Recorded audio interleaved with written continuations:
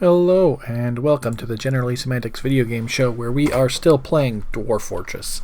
This is episode 16 and we're working on just winding things down. Getting the fortress into not an abandon. Abandoning used to be the only option. Now we can retire. So we're getting it into a retire-worthy state. At the end of last episode, we finished up with the corpses. We have extra for our, sadly, everyone who's resting and will probably not make it. What are you going to do? Literally nothing. So this is actually my second attempt at this because I forgot to start the recording. So, I happen to I need a miner, because I don't have one.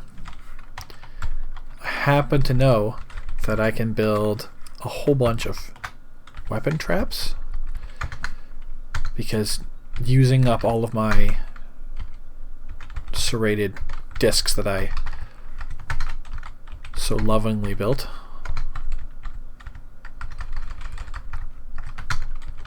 is a must.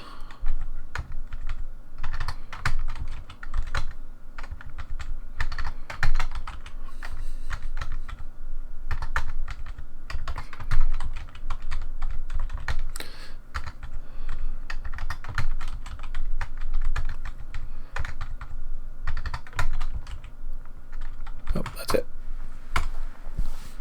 And then once those are completed, I can build the,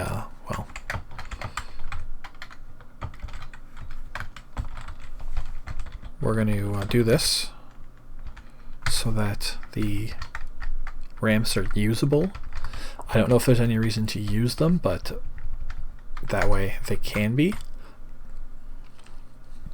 And that will probably be the end of this part. When those 8 are built, I will build 2 more walls to force creatures to... Oh shit. Okay, good. They built them in the right order. I almost fucked myself there. Not in the fun way. No. I'll build those last 2 to the south of the 3 I just built, and then that will force everyone coming in to walk over all the blade traps. In fact, I'll probably close... Yeah, I'm going to go close it now.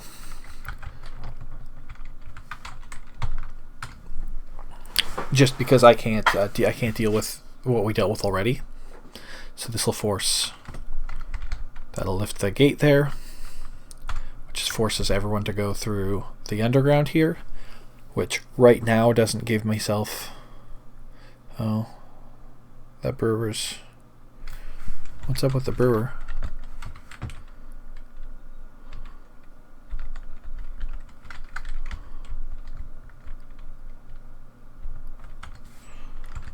What's up with my brewer friend?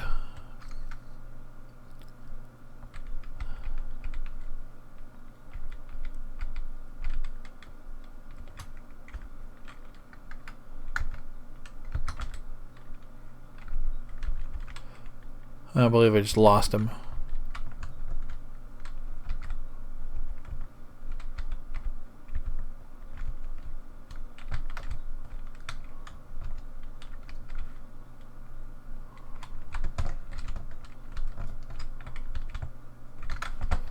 I don't believe I just lost the fucker.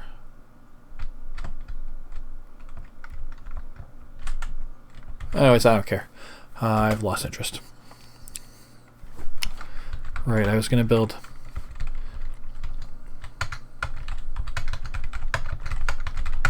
just all the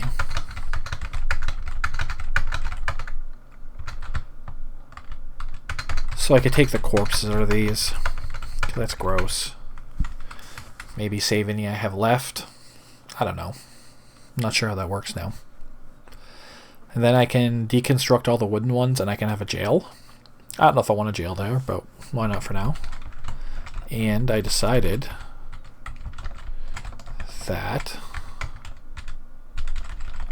was going to build that one here, so I could build the well room, because I don't want the well in the middle because you get all the drunk dwarves, and I need it on this floor so that during lockdowns they can use it, and it's a shorter distance to the, what do you call it, hospital. And this floor 9, 17, or 6. Okay, so I'm gonna have to do something with this water eventually. Won't be in this version of the fortress. Oh, there we go. So it's on 7. So I'll drop the water down like 2 levels, and then I'll have a pump to depressurize it. Otherwise it'll flood everything. Been there, done that. And then I'll have an automatically refilling well at the level I need it. The only thing is, I don't think I have anyone who's ever going to dig again.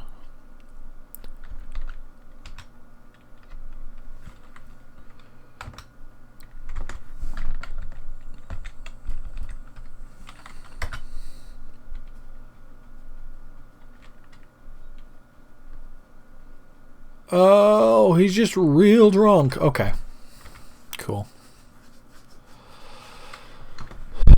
All right.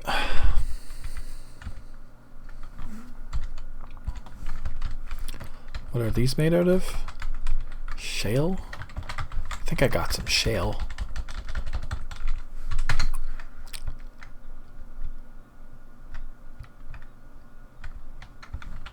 I probably have enough shale blocks.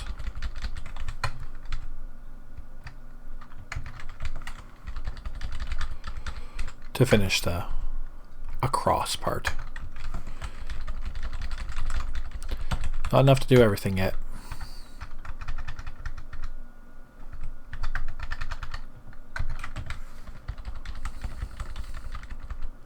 But it's something.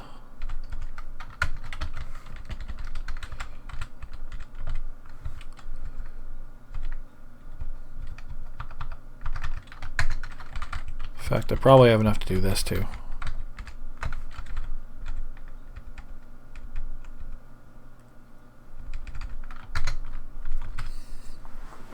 That would be exciting. That's another goal. Because I believe I said I wanted the roof to be wood. And I'm definitely going to have enough wood.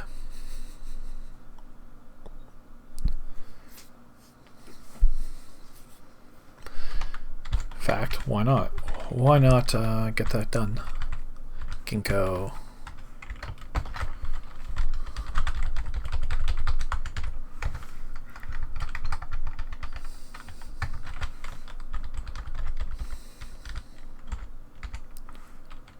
Oh, that's all I can build now, yeah. That's why I stopped. Right. Needs a walkable perimeter.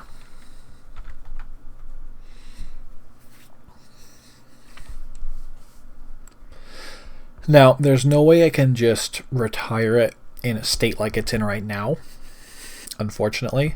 So even if I do finish my construction goals, I will need to babysit it for a season or 2. And maybe that'll be like a...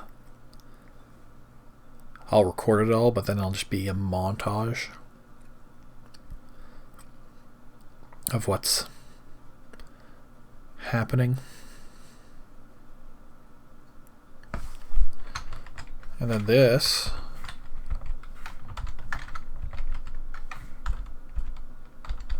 Oh, right. This is another thing I did before my game crashed.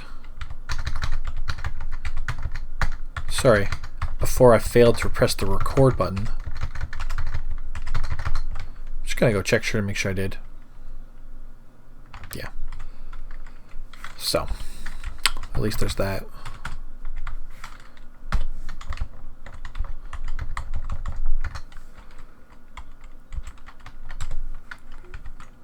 I think the Wondrous Abbey was...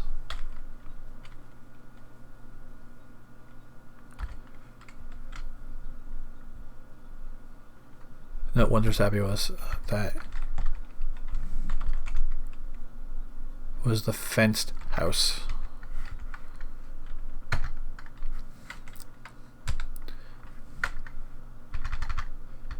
And we're actually going to rename a location. So we need a thing that's going to be more evocative of library.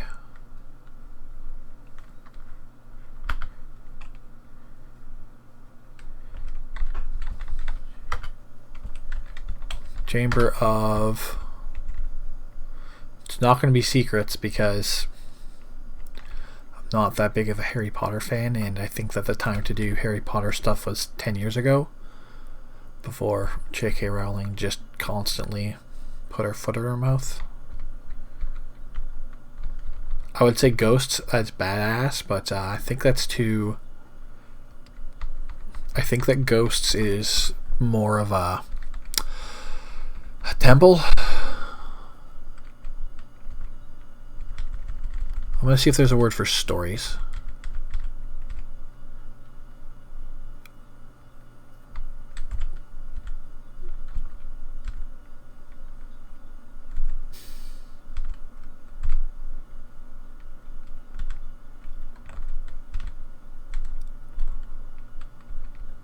Stabbing. Ooh.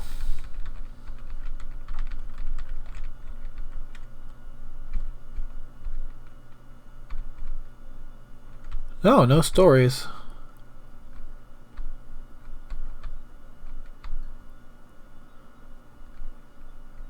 Huh.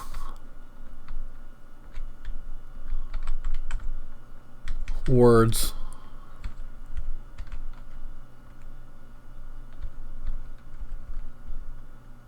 No, no words.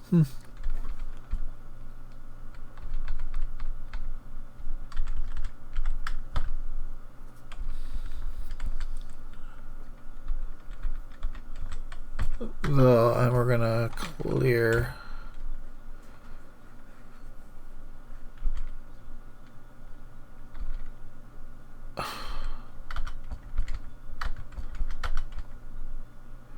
Chamber of Years.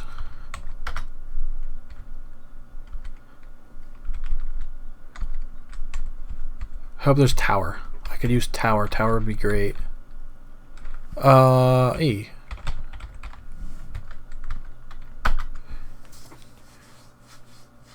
Chamber Tower of Years. I like and accept it. Now I'll know that's my library.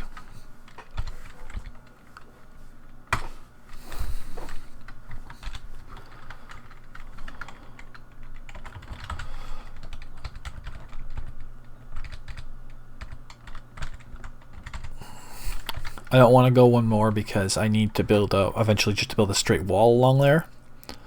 For the main tower.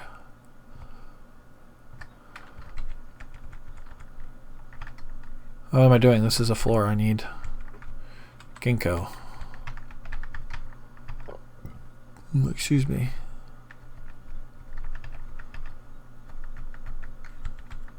I can't remember when I said stuff, but I've been it's been like a rough week for me. Rough day, week, you know.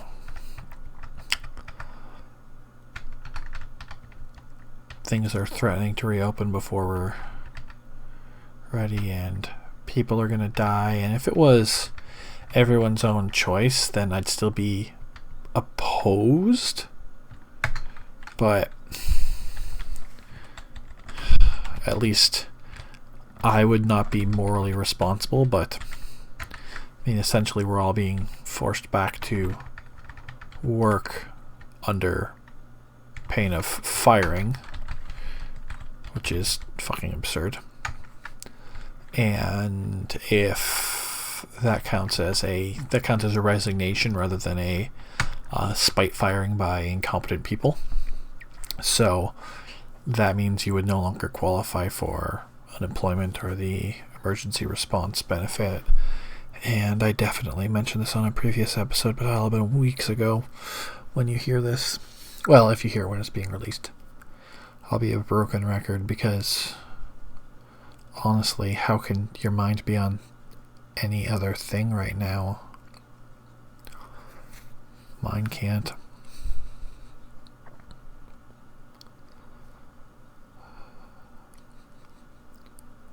So I've been day drinking, so I'm a little bit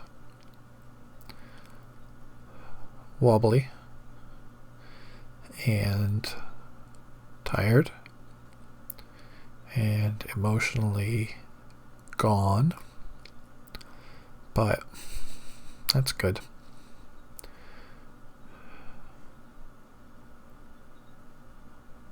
It's good to play Dwarf Fortress. This will be old news when this gets released in a month and a half's time. I think this one gets released on the 17th of June, but it could be the 10th or the 24th. I'm not positive. Anyways, it'll be old news by then because I hope to have used it, but I made 2 things today with a glue gun and some cardboard and IKEA wall anchors for bookshelves that I never anchored. I built a smartphone holder to hold a phone in landscape and vertical for, well, recording, but mainly for, I don't have a web camera, so it's kind of like a hack to get that and hold it in a position I like because I just don't have anything in my apartment to do that. And then I was thinking, like, well, that's a neat invention. I'm going to make a video about that because why wouldn't I? Got nothing else to do. I'm at home. And then realized that everyone who like builds stuff on YouTube, they have their little rotating displays. So I'm gonna grab mine. No, I'm not. I don't remember where I put it. Oh, there it is. So while the dwarfs build, and there's not much going on, it is on like a piece of particle board, and it's got a motor and a motor controller, just like a 12-volt thing from an old tape deck. And I have a belt that goes to, have you ever opened up you should look up, if you have not seen it, a hard disk from a desktop computer. I am using the space between the platters for a gear and pulley aren't the right thing, but whatever, a track to ride the belt on. That spins the table. The entire table sits upon the thing, the platter. And I didn't have anything really good to make the spinny part, so I found a 45 with some big fucking chips missing wrong sides. Thought, well, probably never going to be able to play this. It's probably in too bad of shape. But even if I do, I'm only really taping stuff or gluing stuff to the center of the label. So that's fine. It spins a little bit fast, and the repurposed potentiometer is for volume. So it's logarithmic, and it probably should have used a linear one. I don't have any control, so I'm already working on Mark II. But I am pretty proud of the dumb thing I built with a little bit of solder and a lot of hot glue while drunk on this Friday afternoon in the pandemic. All right.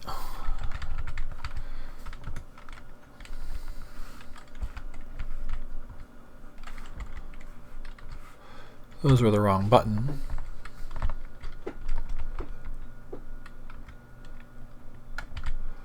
Okay.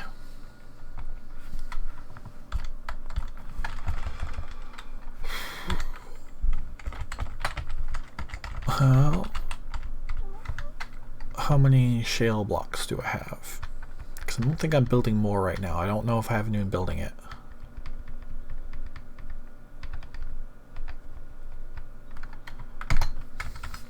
Six.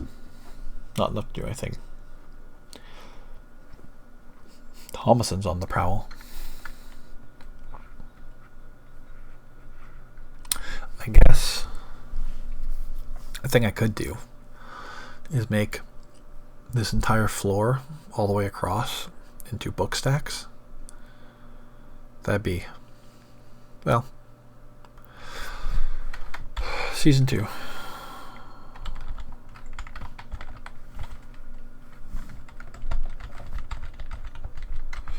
Just gonna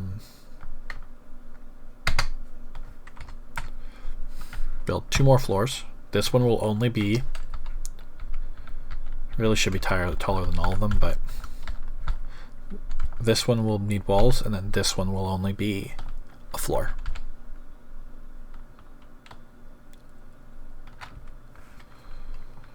And I think I need a new wall material.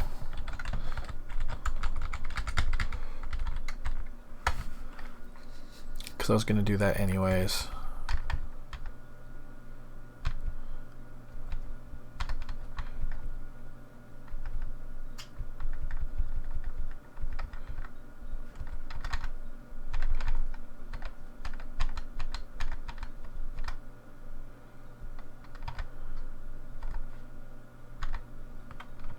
Yep, Gabbro it is.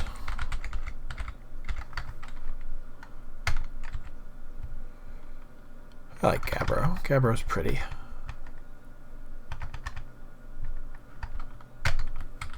Just dark and it'll polish up, and it's not a gemstone or anything. It's not really even good for this, but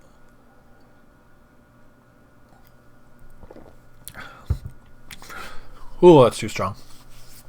Sorry. I mixed my drink too strong. Because it just seemed like the thing to do.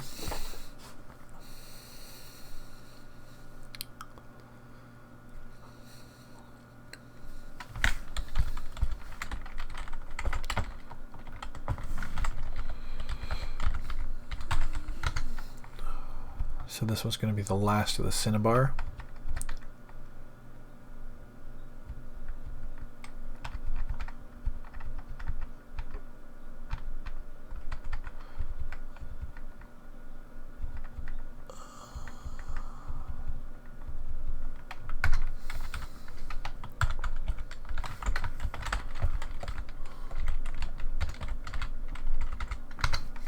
No, I wanted 8, and then I need 10 more, so I need 18.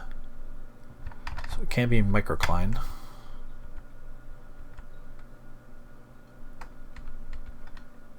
I think cobaltite will be a nice blue.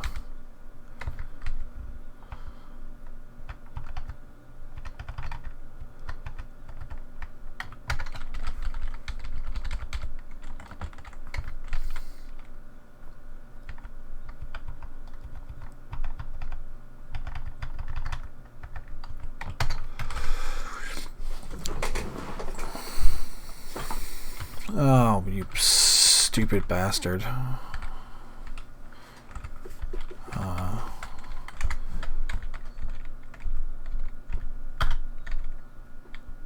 Sure.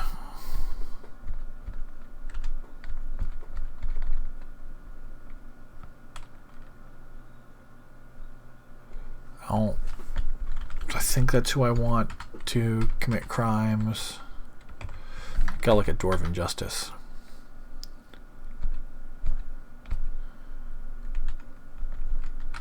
Okay.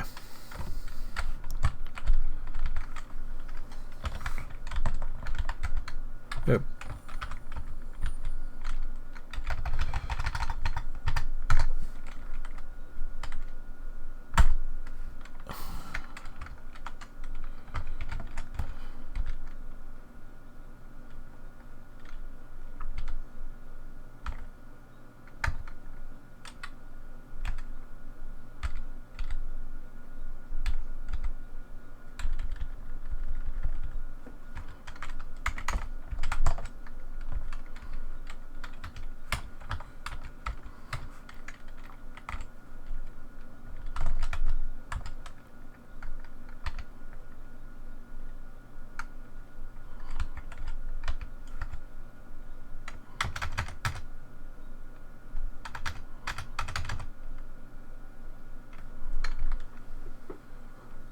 Okay, I don't know what's going on here, but we'll leave it.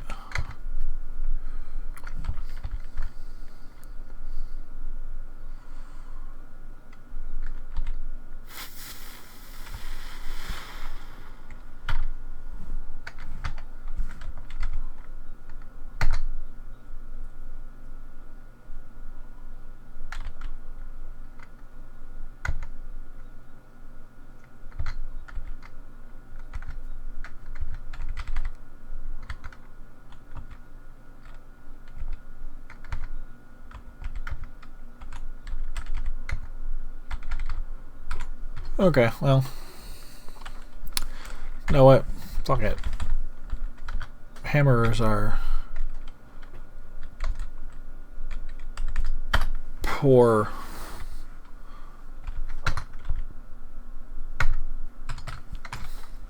I just want to put people in prison. I don't care. We will drive this fortress into the ground with justice. Well, a very Bruce Wayne approach to things. Oh, the kitty cat is so cute right now. Throw in a photo. The room is very much not, but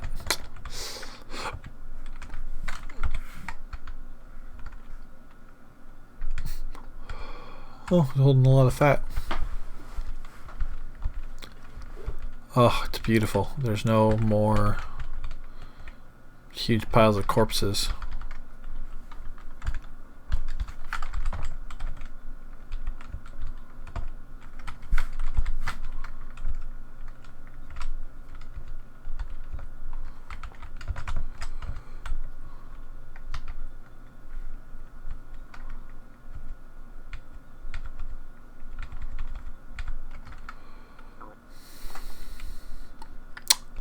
I don't know if I got any silk from that creature.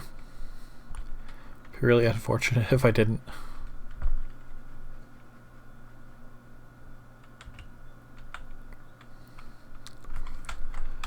I'm just curious what justice counted as.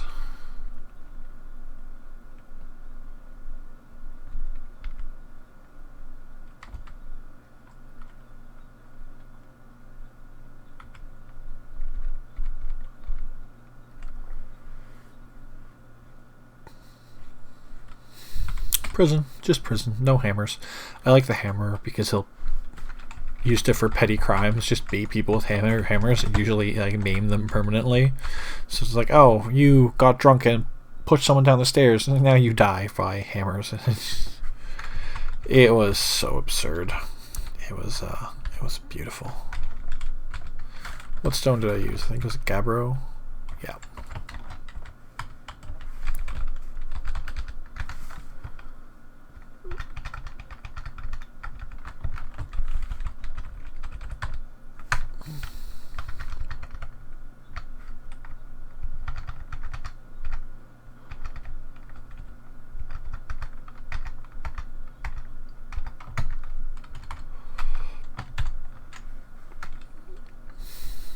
See, isn't that blue pretty? It'd be better if we had put the entire thing in it, but that's fine.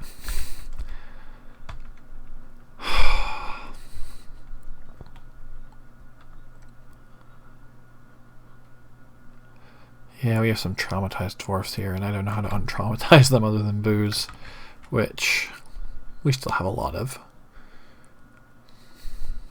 We didn't even create 1 million gold worth of stuff. And we never will because all of the useful people got murdered.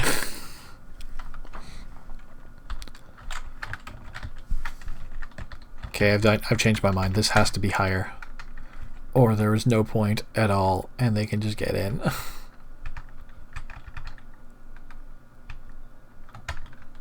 We'll build the next sheet of rutile. Or rutile. I think it's rutile. It's probably rutile.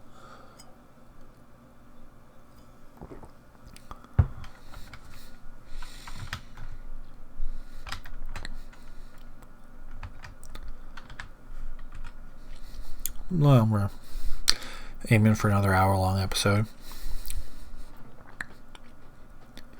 Just the frame rate so slow. Oh, it's purple.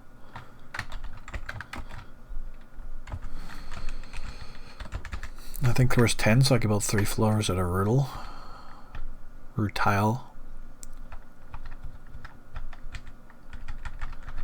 Yeah. And if I built it here, then I only need like 2 more levels, and then you can't just jump from the tree, which is kind of the goal here. Because I don't want to cut down the trees up here because I like them. Also, I don't have a woodcutter.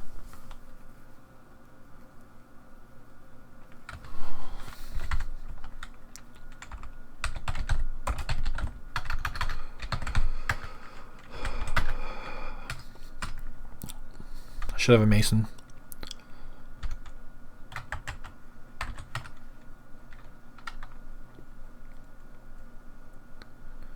Criminal necromancer. I just don't know what we're doing.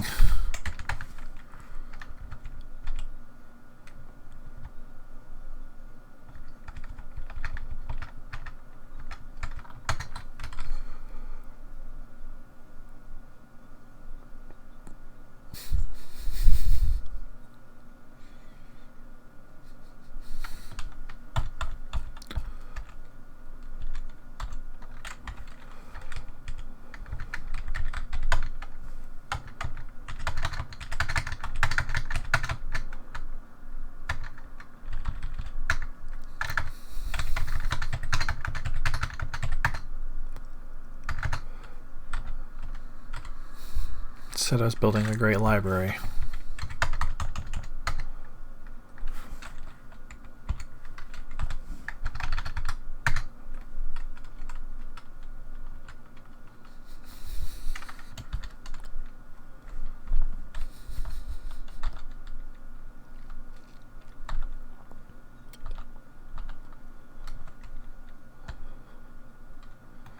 Of course.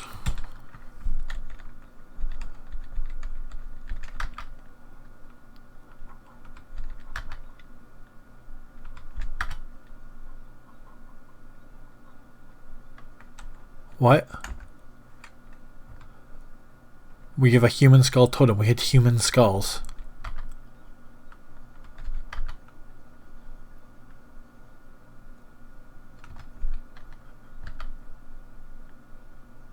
Jesus Christ. Dwarves are stupid.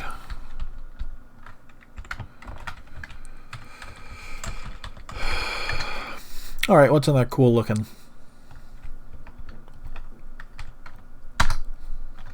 Yeah, we'll do the microcline.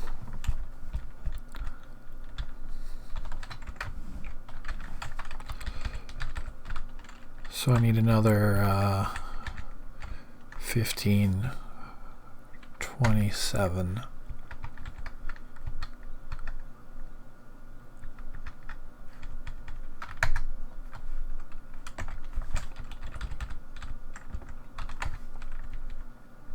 Did I purposely press platinum? I did.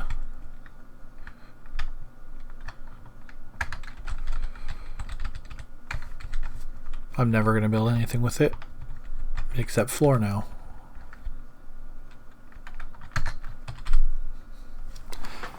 It should dramatically increase the value of architecture, which is 138 right now. So we'll see what it looks like when that floor is built.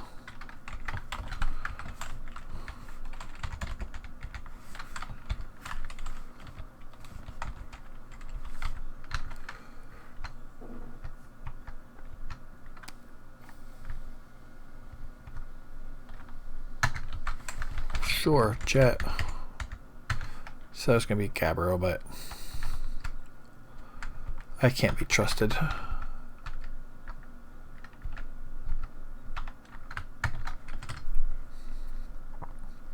Is there going to be a gold floor? Abso-fucking-lutely.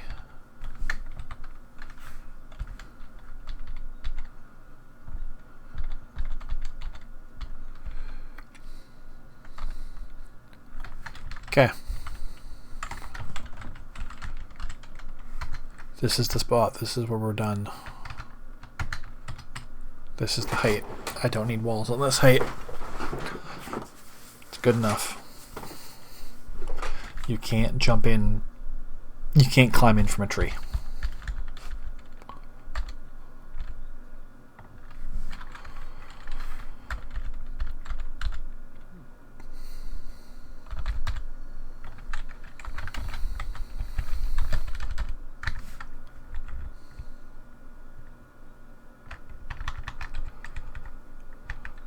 I feel like I should just talk.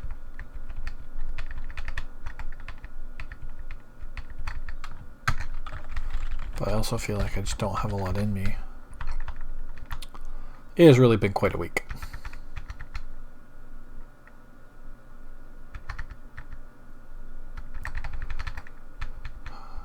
Okay, so last few times probably, I have put out the question for what do you want me to play, and maybe what do you want me to talk about while I'm playing, because it doesn't always have to be off the top of the dome, so to speak. Jesus Christ, Jet.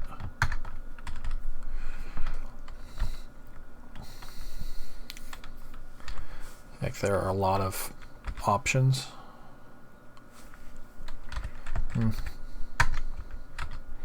Maybe platinum doesn't make a particularly valuable floor.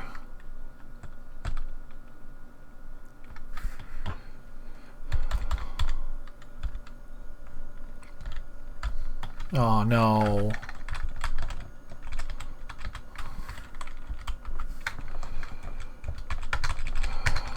Fucking idiot. Me. Oh well. That's how she goes.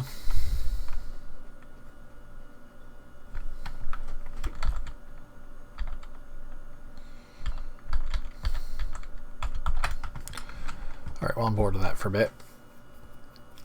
Let's see how the weapon traps are coming. Pretty good.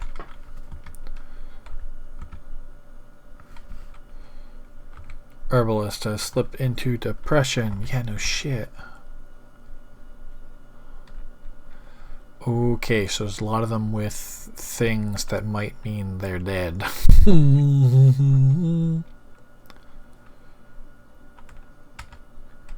So that's not ideal.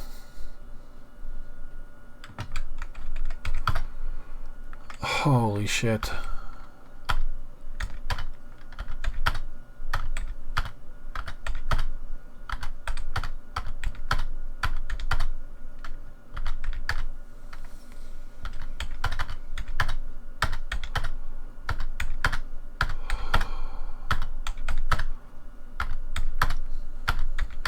Isn't the herbalist the one who's drunk? Or depressed? I know that when I'm depressed, disorderly conduct is the last thing I'm doing. I'm more just like kinda physically there but nothing else.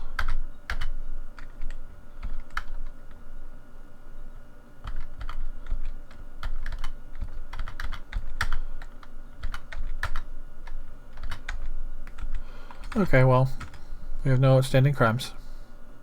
I may have just convicted someone on the last few that didn't do anything. That's not great.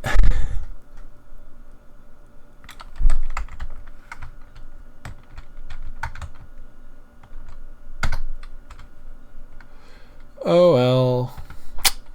Said a lot.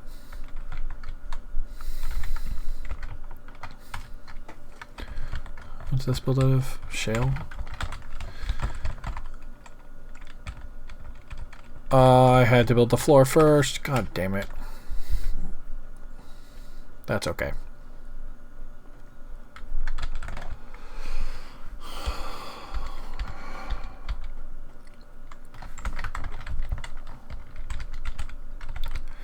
Sure not tearing it down now. I don't think I have anyone who can fix it. Jet.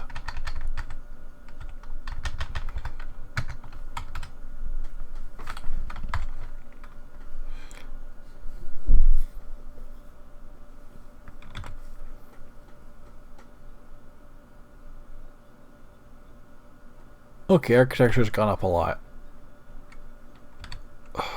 It's 145 right now.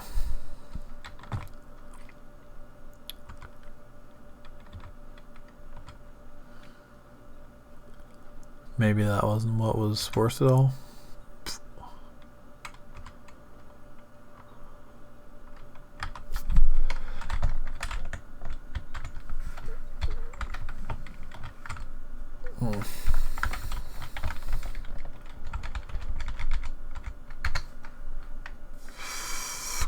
Capro.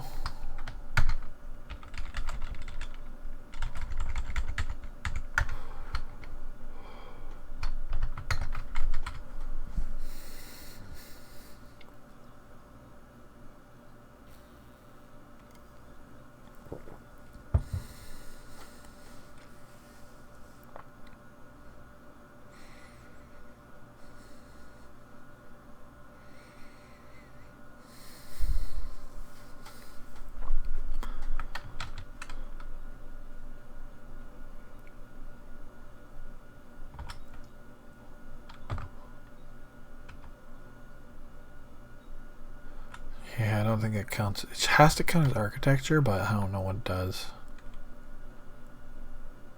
Doesn't matter. Still gonna build the next door to gold.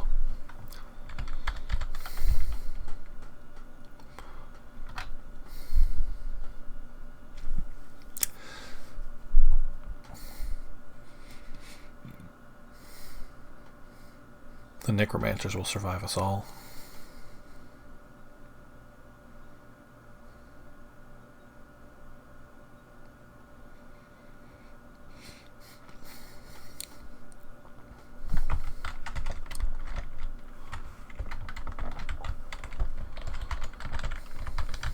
It's like this one here, you could walk onto the tree right now, which is fun.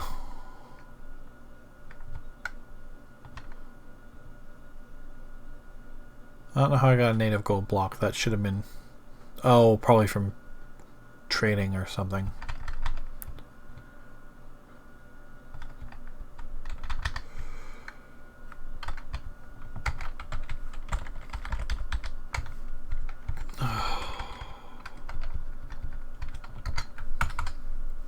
Me. Right back.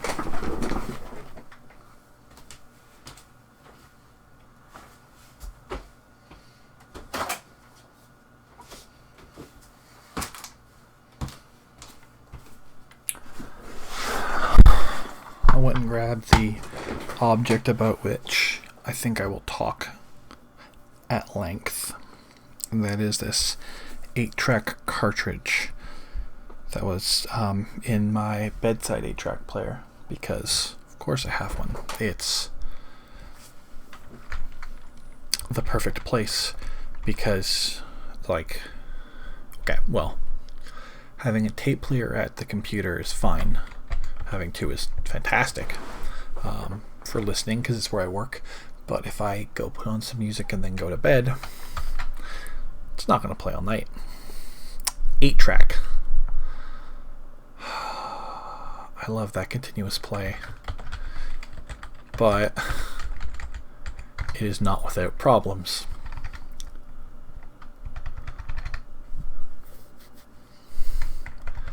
So I have it by my bed so that I can listen.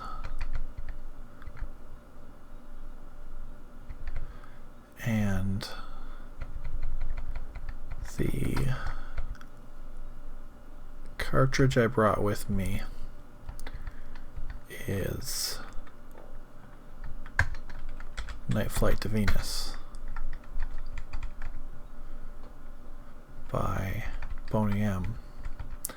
It's the album that had Rasputin on it, which is, I don't know, that's a song I knew Boney M for. And it's a real good song, especially when you have the full album version, because it is the second track on Program 1. And in fact, it's the second track on the vinyl, which I also have. I keep it with my vinyl because that's what I do with my vinyl. I store it nicely. I try and keep it as clean as possible. I was going to invest in like a big order of sleeves and clean everything and get it nice when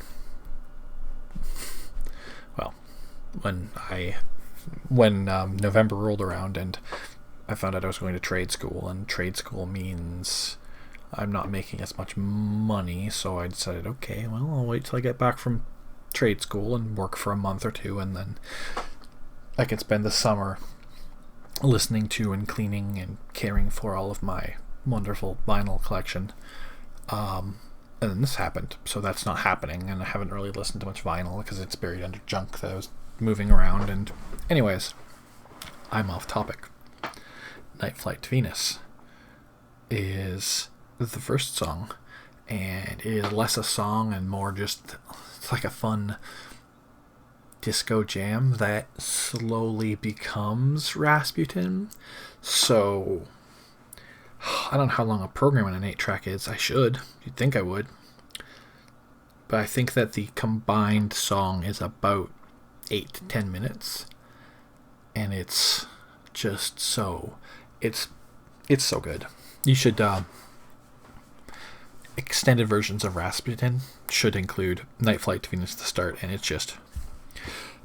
It's a phenomenal bit of disco fun. And... Fuck. If disco isn't your specific thing, that's fantastic, and enjoy what you enjoy. That's what we should all do. But if you don't like disco because you don't think you like disco because that's just the way society has taught you to behave, well, give this song a fucking chance. It's fun, and it's danceable, and I definitely don't disco dance, and I don't even really swing dance anymore. I used to a little bit. I dabbled, but Rasputin, it's so good. But there's some other great stuff on here, which if you're old enough to have experienced it firsthand, this is probably not a surprise to you, but I know Rasputin from like grade school dances. So, there is a cover of King of the Road of Heart of Gold and of Rivers of Babylon, and maybe it's not a cover of Rivers of Babylon.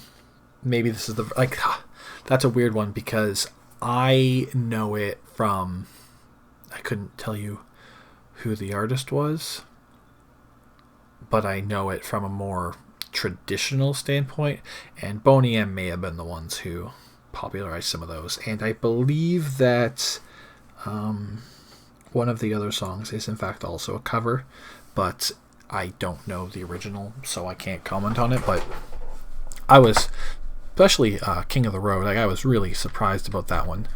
I think it's a pretty good cover. I think it's a pretty fun song. They're all fun dance songs.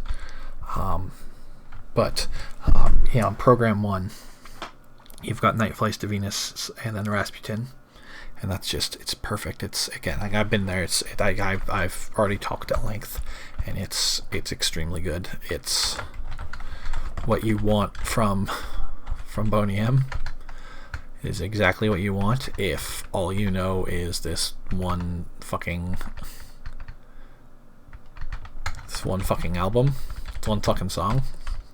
You will not be disappointed. Just let me build these walls, and then I'll tell you what's on program 2. This is kind of how there we go.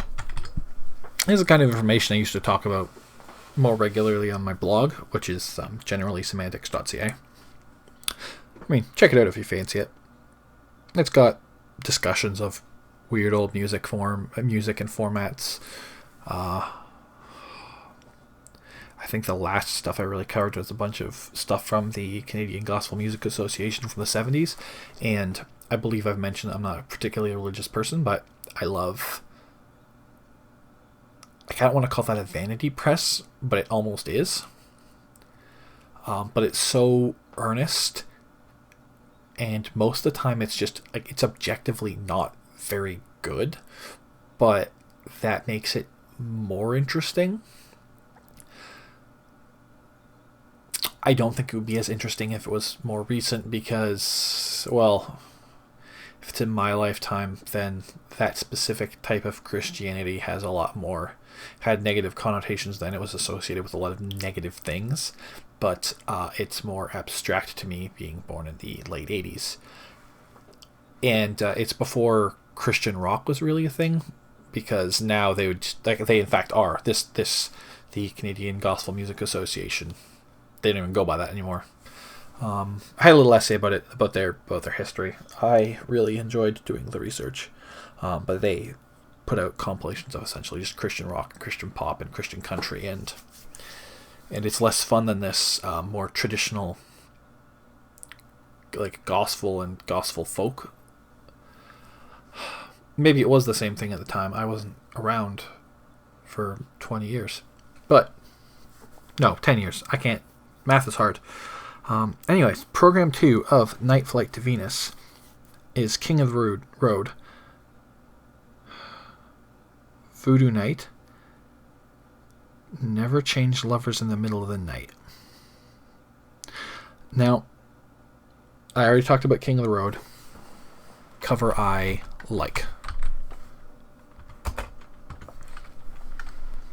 I think I like... Oh, okay, I like every song on this album. These two might... The Never Change Lovers in the Middle of the Night and Voodoo Night might be more fillery to me than the rest. Although, I guess to a lot of people, since Night Flight to Venus is just like a 3 or 4 minute introduction to Rasputin, could also be considered a kind of fillery. I don't want to say the philosophy, that sounds way more pretentious than I want it to. But I have preferences for structuring an album, and I don't like filler. I think that, and I know that a lot of people don't believe this and don't make their music this way or release their music this way, or that it's more complicated than this, and that's fine. That's fine. I don't, like, an artist should put out the art they want. But for me, the platonic ideal of an album has no filler, and it has a structure to it, and honestly, the format of 8-track kind of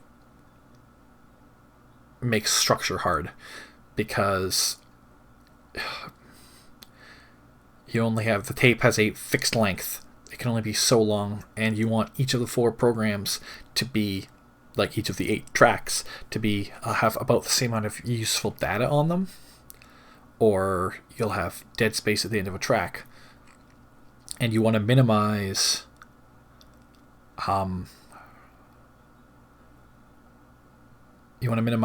tracks that run between songs that run between tracks on the 8-track. I know that I can't tell you what song it is on Rumors. It might be Dreams, but I have the 8-track for Rumors, and one of the songs is split between tracks, and like there is no song on Rumors that can take being split. Like Rumors is not...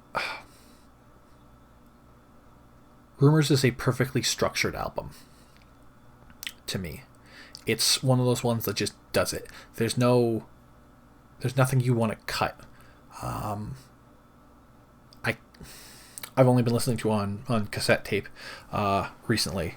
I have it on my desk somewhere because I was making a display. See, I don't remember what Gold Dust Woman sounds like. But okay, so the tape starts with Secondhand News on side 1, which is good. Like it's fun, upbeat, but it's still, for that album in particular, it's not a bad thesis statement. And like Go Your Own Way is on side 1, and you kind of want that on side 1. Like that's, I don't know, Go Your Own Way to me is the, I won't say best song, but it's a song I hear all the time on the album. So you want it like prominently displayed on side 1, and then side 2 can be, I don't know, depends how you want to do it. And 8 tracks, anyways, 8 tracks are hard. I think it's Dreams is split, and it's kind of a mess. I'll talk about it sometime. Program 3 on Night Flight to Venus has Painter Man, which might be the other cover. Brown Girl in the Ring, which is a traditional song, and so it's not a cover, but it's not their writing either. I think it's their arrangement, but it's their arrangement. I like it a lot. It's like not a nursery rhyme. It's like a skipping rhyme almost, or a song that children would sing when they're playing, and it still sounds like that, but it's a lot of fun. And then Program 4 is He Was a Steppenwolf and Rivers of Babylon. And this is what I mean about structuring an album. Night Flight to Venus on 8-track starts off really strong. Like, Program 1 sets off, like, that is a powerful way to start any musical release. And by ending on Rivers of Babylon, that is it's still good, and it's still Boney M, so it's still kind of upbeat and dancey, but it is more introspective. Like, you're not leaving on, if you leave on a song like Rasputin, then that's too much energy. If you're listening to the album from start to finish, you're leaving on too much energy. To me, you want to go two ways, and for a dance album, I think it can only go the one way. I'm going to put this aside. I'm going to talk about other like album structure, because that's now what I'm talking about, while my dwarves just do dumb shit for another short amount of time. I think that, okay, so Failures, Fantastic Planet is I don't listen to it so much anymore, but it is still my favorite album of all time. There is nothing that comes close in terms of, the only thing that I've listened to remotely the same amount is the soundtrack to Cats. No, that's not true.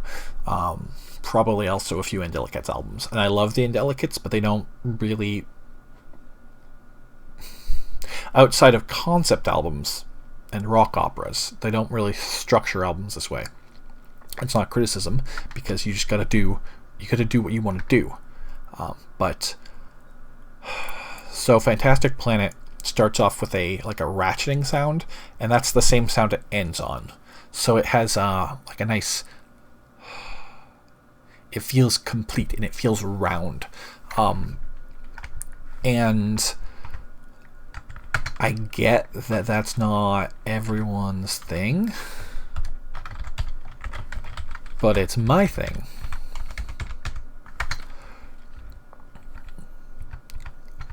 Let's see, and it has tracks they call seg 1, 2, and 3, which means that you have 2 songs and then a break. I think it's 3 songs that break, 4 songs that break, and then 5.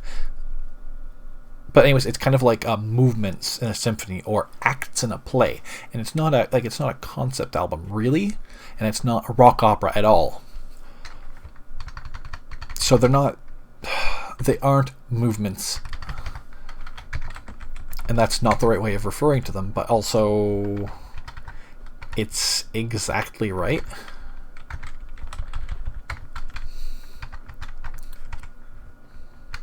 And I think that the final movement is the finest consecutive organ or recorded songs in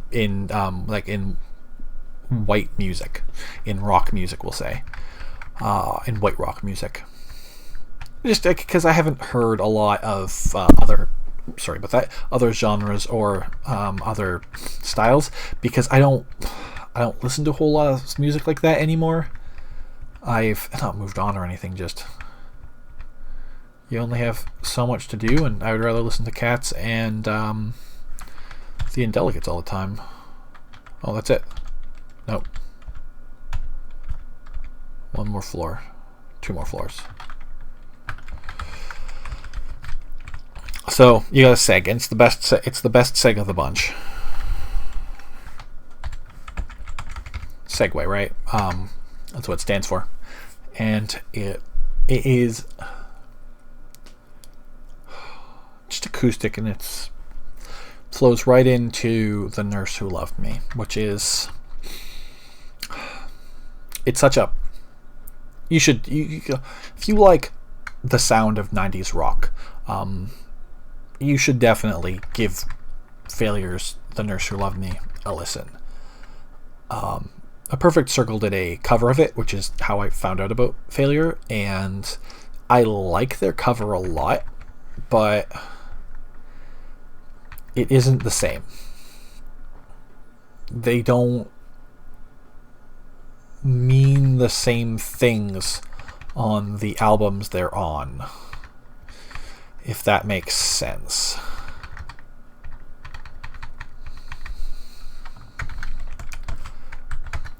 I think it does.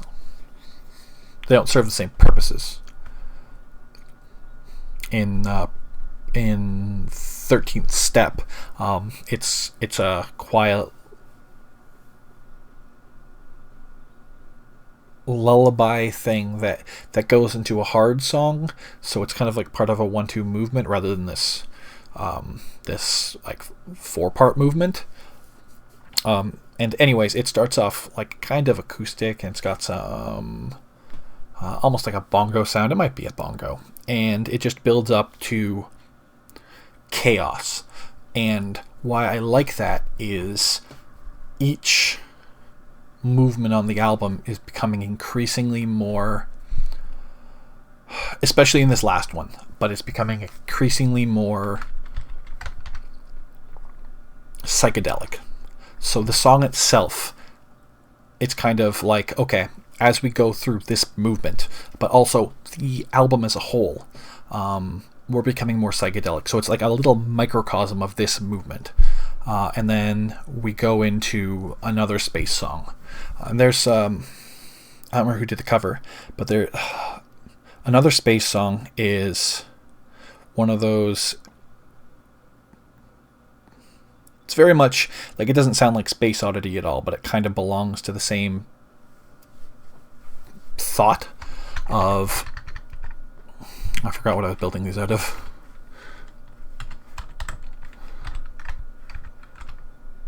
Oh well. It belongs to the same thought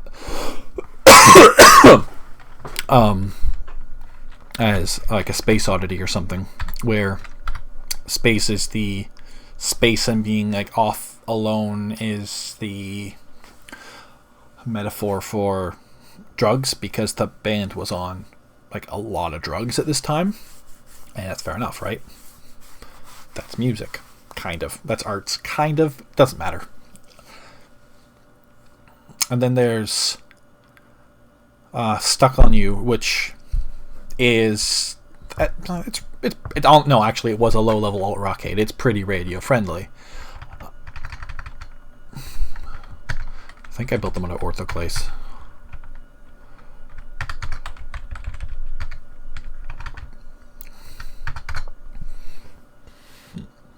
And when you listen to it, it sounds like it's a song about, you're stuck on someone. But it's actually, in addition to that, because that is a fair reading, but another reading of it is that it's a song about an earworm, and it is itself an earworm, and it is also analogous to the choruses in the later choruses in The Nurse Who Loved Me, which are fun and poppy, and it's like it's a rock song again, but then immediately after that is Heliotropic. That's the next song, and Heliotropic is some heavy psychedelic shit. And the reason why I personally really like Failure, and why I think like a lot of why they any respect they get is for one of the it was mostly two guys, and one of the guys was a skilled like sound engineer and producer, so they were able to get the exact sound they wanted, and just it's like it's heavy 90s alt rock, but with such a layer of just pure psychedelia on it. You should, if any of those words sound even a little bit interesting, I mean, check out the entire album, absolutely, but check out those songs. A bird stole a giant glass disc. Wait, oh fuck, I got a digger. This place, it's going, like, we're actually doing stuff still. Anyways, and then after that is Daylight, and that brings us back to why I'm talking about Fantastic Planet by Failure at all, because Daylight not only does it end on like literally the same note that the album started on, which closes it off, like brings it all together and closes the circle, but it feels like, to me at least, if you were writing an essay, or if you were writing an album as an essay, or an essay as an album, it feels like the restatement of the thesis. Not that it literally is. It's not. It's its own thing.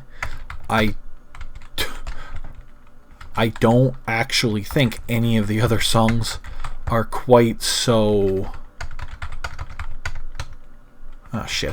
rough as Daylight. Like,